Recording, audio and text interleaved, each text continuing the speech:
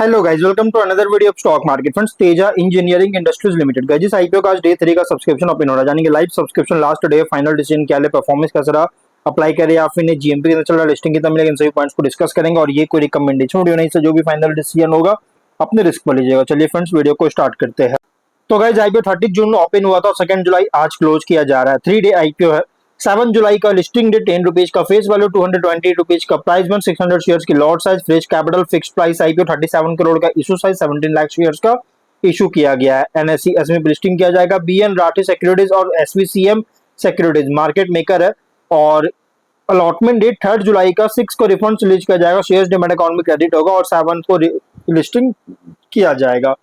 Offer दिया गया retail और एचएनआई ओनली ऑफर दिया गया 47.5% each. Retail only 2 lot apply कर सकते हैं, 1200 शेयर्स मिलेंगे, 2.6 लाख पे करना पड़ेगा। एचएनआई मिनिमम 3 लॉट अप्लाई कर सकते हैं, 3.9 लाख पे करना पड़ेगा। मैक्सिमम कोई लिमिट नहीं, लेकिन एचएनआई से अगर 5 टाइम सब्सक्राइब होता है तो अलॉटमेंट ओनली 3 लॉट किया जाएगा, इससे ज्यादा अलॉटमेंट नहीं होगा। लेकिन अगर हम सब्सक्रिप्शन की बात करें तो डे 1 सब्सक्रिप्शन अगर देखा जाए तो कंपनी सब्सक्राइब किया गया है। क्यूआईबी देखिए, यहाँ पे क्यूआईबी ऑफर नहीं किया गया था और अंडर सब्सक्राइब है। Q HNI 55% subscription 4.4 lakh share bid किया 9.7 करोड़ का, लेकिन रिटेल ओनली 8% सब्सक्राइब है, 66,000 शेयर्स का बीट किया 1.4 करोड़ का। 55 एप्लीकेशन सबमिट हुआ, बहुत ही अंडर सब्सक्राइब है। टोटल 31% सब्सक्रिप्शन जो कि 5.1 लाख शेयर्स का बीट किया 11.2 करोड़ का, 67 एप्लीकेशन सबमिट हुआ। Total guys company under subscribe देखने को मिला है। लेकिन जीएमपी की बात करेंगे तो कंपनी का जीएमपी 0 रुपीज का, विच मीन्स कंपनी फ्लैट या तो डिस्काउंट लिस्टिंग करेगा। बिजनेस की बात करें तो कंपनी सर जो कि O&M, AMC, E&C प्रोजेक्ट्स का जैसी सर्विसेज प्रोवाइड करने में एंगेज है गैस के लिए। और कंपनी का टॉप एंड बॉटम लाइन अगर देखिएगा तो कंपनी अच्छी ग्रोथ देखने को मिल रहा है।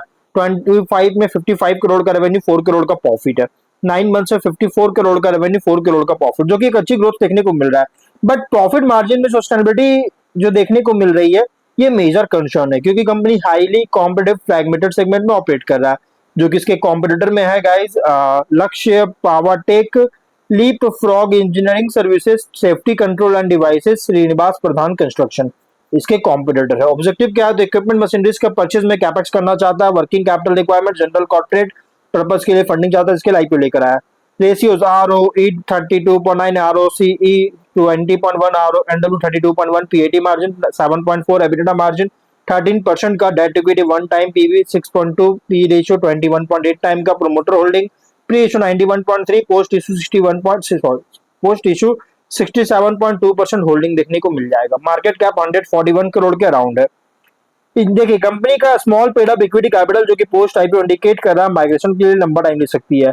और मर्चेंट बैंकर जो भी जो है ना, अगर इसका मर्चेंट बैंकर की बात करें तो गाइस इंटरएक्टिव फाइनेंशियल सर्विसेज जो कि इसका ट्रैक रिकॉर्ड ही पास्ट में बहुत ही खराब देखने को मिला है।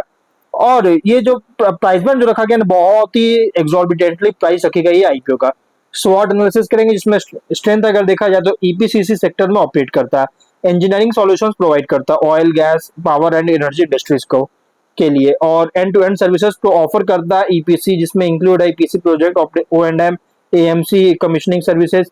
स्ट्रॉन्ग टेक्निकल एक्सपर्टाइज है, एक्सपीरियंस्ड इंजीनियरिंग टीम के साथ लॉन्ग टर्म कस्टमर रिलेशनशिप जो कि रिपीट बिजनेस और रिकरिंग रेवेन्यू सपोर्ट करता है। बिजनेस जो कि इन्वेस्टमेंट जो है इंक्रीज हो रही है energy infrastructure, city gas distribution में, जिससे कंपनी को बेनिफिट मिलता है। लेकिन वीकनेस अगर देखा जाए तो बिजनेस हाईली डिपेंड करता है oil and gas and energy sectors में कैपेक्स पर, और प्रोजेक्ट एग्जीक्यूशन डिले के कारण revenue recognition cash flow impact कर सकता है। वर्किंग कैपिटल इंटेंसिव है, प्रोजेक्ट बेस्ड ऑपरेशंस के कारण स्केल रिलेटिवली बहुत स्मॉलर है लार्ज ईपीसी कंपनीज के कंपैरिजन में। रेवेन्यू कॉन्सेंट्रेटेड है क्योंकि लिमिटेड नंबर ऑफ कस्टमर्स पर डिपेंड होने के कारण। लेकिन अपॉर्चुनिटीज की बात करें तो डिमांड ग्रो कर रही है oil and gas infrastructure, city gas distribution, industrial engineering services के लिए, रिन्यूएबल एनर्जी और इंडस्ट्रियल ईपीसी प्रोजेक्ट्स में एक्सपैंड करेगा, जिससे रेवेन्यू डाइवर्सिफाई कर सकता है। गवर्नमेंट इन्वेस्टमेंट हो रहा है एनर्जी इंफ्रास्ट्रक्चर में, जिससे लॉन्ग टर्म ग्रोथ सपोर्ट करता है। डिमांड इंक्रीज कर रही है मेंटेनेंस एंड इंजीनियरिंग सर्विसेज का के लिए, जिससे रिकरिंग बिजनेस अपॉर्चुनिटीज क्रिएट करता है। न्यू ज्योग्राफीज में एक्सपेंशन कंपनी को मार्केट रीच को इंप्रूव कर सकता है। लेकिन थ्रेट अगर देखा जाए, strong competition established EPC engineering companies के कम से, रॉ मटेरियल प्राइसेस में वोलेटिलिटी के कारण प्रॉफिट, प्रोजेक्ट मार्जिन को अफेक्ट कर सकता है। इकोनॉमिक स्लोडाउन के कारण इंडस्ट्रियल कैपेक्स को रिड्यूस कर सकता है। रेगुलेटरी इन्वायरमेंटल पॉलिसी में कोई भी बदलाव होता है तो प्रोजेक्ट एग्जीक्यूशन इम्पैक्ट कर सकता है। स्किल्ड मैन पावर शॉर्टेज के कारण प्रोजेक्ट डिलीवरी टाइमलाइंस को अफेक्ट कर सकता है। लेकिन अगर हम पीयर कॉन्टेक्स्ट करें तो लार्ज ईपीसी कंपनीज के कंपैरिजन में ऑपरेट कर रहा है as a specialized engineering and maintenance solutions provider oil and gas and energy sectors के लिए।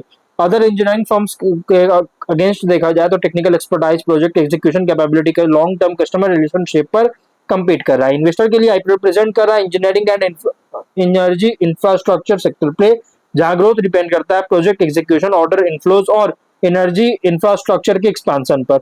और लिस्टिंग स्ट्रेटजी की बात करें तो लिस्टिंग इन व्यू के अकॉर्डिंग देखिए सब्सक्रिप्शन डिमांड अगर बहुत ही स्ट्रांग होता है हर एक एचएनआई रिटेल कैटेगरीज के अंडर तो गाइस कंसीडर कर सकते हैं, लेकिन जीएमपी और सब्सक्रिप्शन ट्रेंड को मॉनिटर जरूर कीजिएगा इशू क्लोज से पहले।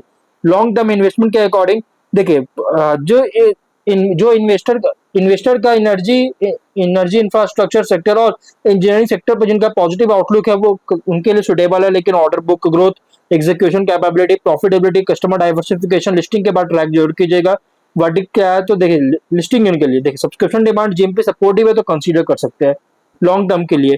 Engineering and energy infrastructure sector पर जिनका लॉन्ग टर्म व्यू है वो इन्वेस्टर कंसीडर कर सकते हैं, बट फाइनल डिसीजन जो भी लीजिएगा अपने रिस्क पर लीजिए। Price and IC IPO. तो गाइस मिलते हैं नेक्स्ट वीडियो में, टिल देन बाय बाय।